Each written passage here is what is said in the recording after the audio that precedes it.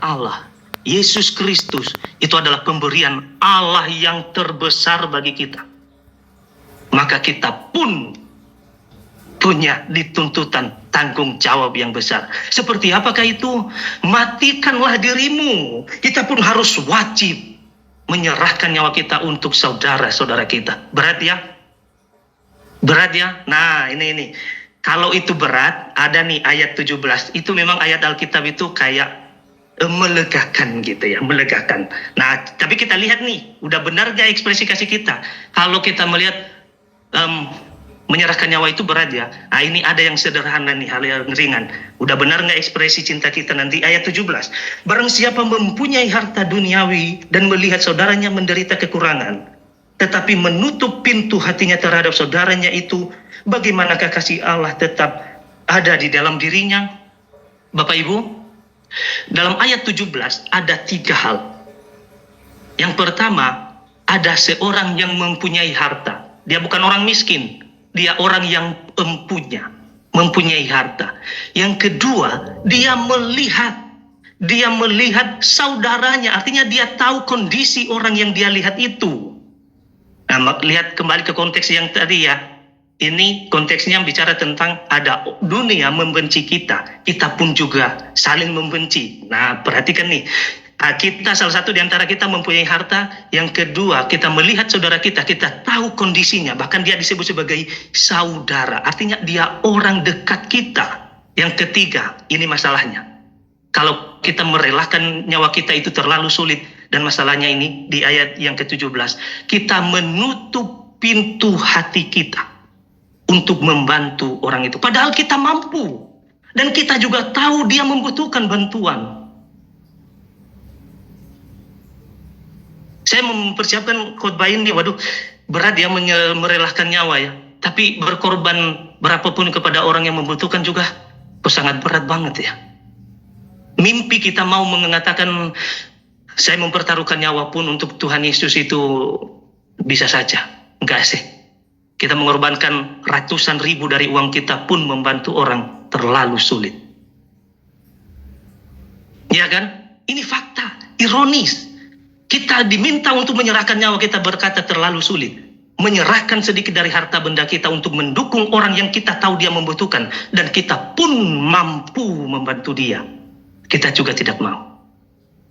Ini sulit.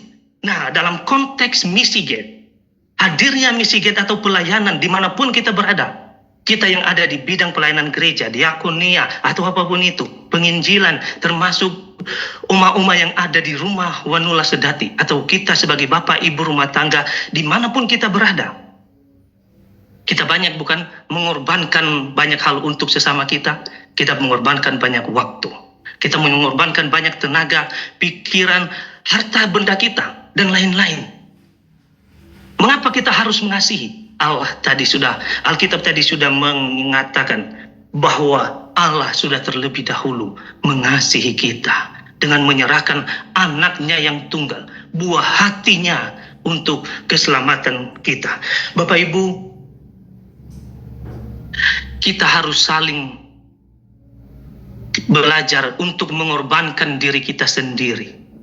Perasaan kita, kebutuhan kita, kepentingan kita, harga diri kita, agenda pribadi kita. Kita harus berani mengorbankan semuanya itu untuk keselamatan dan kebaikan orang lain. Sama seperti Kristus telah mengorbankan dirinya sendiri, agenda pribadinya untuk keselamatan kita. Inilah cinta yang sejati, inilah cinta yang benar. Yesus berkata dalam Yohanes pasal 12 ayat 24, aku berkata kepadamu, sesungguhnya jikalau biji gandum tidak jatuh ke dalam tanah dan mati, ia tetap satu biji saja. Tetapi jika ia mati, ia akan menghasilkan buah banyak. Kita harus rela mati untuk diri kita sendiri, supaya kita bisa hidup untuk orang lain. Kita harus rela mati untuk diri kita sendiri, supaya kita rela bisa hidup untuk orang lain. Bapak Ibu, inilah kasih yang benar. Inilah kasih yang agung, inilah kasih yang sejati, di mana anak Allah menyerahkan dirinya untuk keselamatan kita, dan kita pun diminta untuk menyerahkan diri kita untuk kebaikan dan keselamatan orang lain. Dengan apakah itu? Dengan mengorbankan segala apa yang kita punya, waktu, harta, tenaga, pikiran, perasaan, agenda pribadi kita, harga diri kita, sekalipun kita dihina, kalau ini untuk kepentingan Allah, untuk kehendak Allah. Kebutuhan kita di nomor 2, nomor 3 kan, ini untuk pelayanan, untuk segala sesuatunya, untuk Tuhan.